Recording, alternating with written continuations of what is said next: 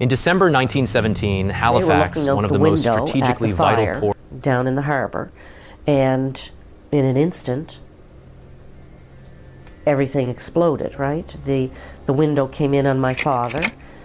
He was looking directly out, so all the glass came in on his face and his upper body. The house collapsed, and my grandmother and aunt were scalded, and my grandmother had lacerations on her arm. The doctors looked at him and determined that his eyes couldn't be saved, and both of his eyes were removed. In an instant, a little baby, you know, a little happy-go-lucky little baby, and now he's without sight. And it devastated his parents, as you can imagine.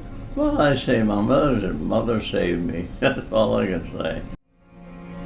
He worked for Cruikshank's funeral home. He went around with a horse and wagon for Cruikshank, picking up the dead bodies. People tried to forget it. No, they tried to forget it. You don't carry them things around. I never carried that stuff around. Many of them said that their mothers would never speak of it, because many of the fathers had been killed.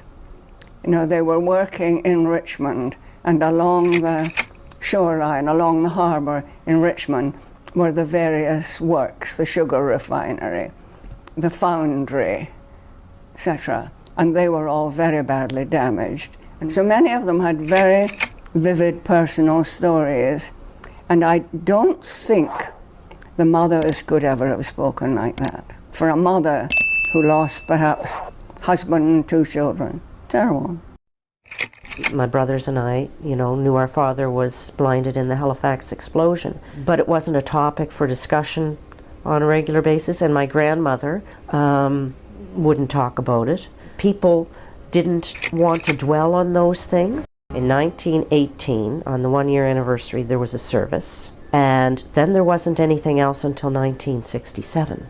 For over 50 years, there was no commemoration of the Halifax explosion. They have little ceremonies at the little memorials to the unidentified dead, but there were no main ceremonies. It is a big part of our history here in the city, and you look at other places and they, I guess, documented their history, commemorated it a little better maybe than we did here. I'm so glad that we're doing it now.